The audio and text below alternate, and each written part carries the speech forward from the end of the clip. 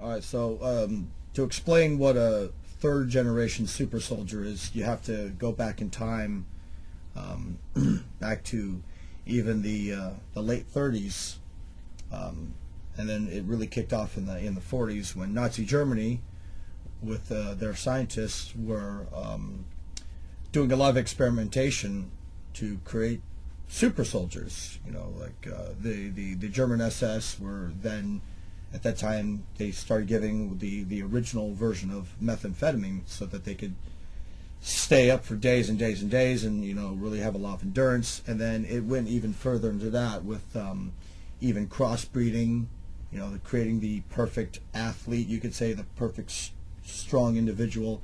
And then they went more. Well, an agreement was made really between Germany, a lot of the elite scientists and high-end officers, with the United States, and that's where Operation Paperclip was born. And Operation Paperclip was basically the trafficking, or the bringing over Nazi German scientists that had been working on a whole scope of things, not just super soldier programs, but secret space programs, whole wide range of highly advanced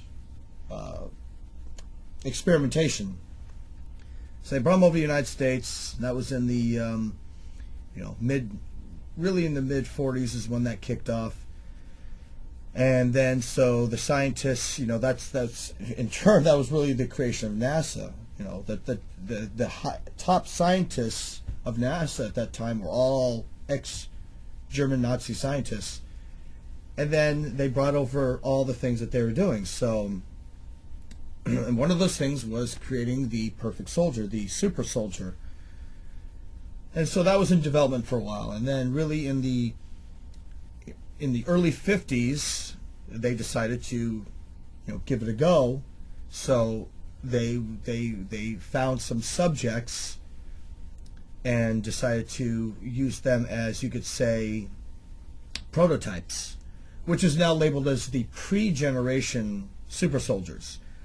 People like Dave Corso, my dad, and others. Most of the pre-generation super soldiers, the prototypes, were Korean War, Vietnam era people, and all military. They were all people that were serving in the military at the time. That later on changed. When they had finally developed it, and they really developed it in a short amount of time, because a lot of these scientists has already been working on it for by that time 15, sometimes even 20 years.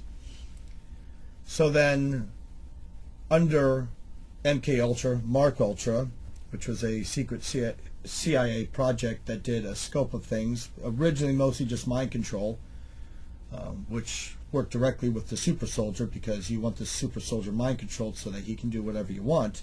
That's where Project Talent was born. Project Talent is basically a recruiting program, a recruiting, evaluation, and testing program. So in the now we're going into this, the early 60s, late 50s, early 60s is when they really kicked that off. And that's when they would actually go out, and I think originally it started with like 2,000, if I remember right, like 2,000 children across the country that were getting special evaluations. The best interview to listen to about this, because I'm not a first generation, but would actually be my friend Duncan O'Finion, who is a first generation super soldier. They found him.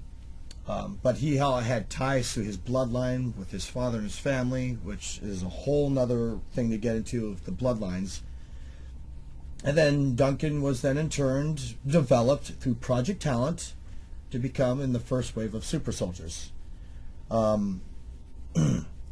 Everything from getting implanted to having them creating alternate personalities, which is done through torture, basically. Torture and other kinds of manipulations through psychotropic drugs,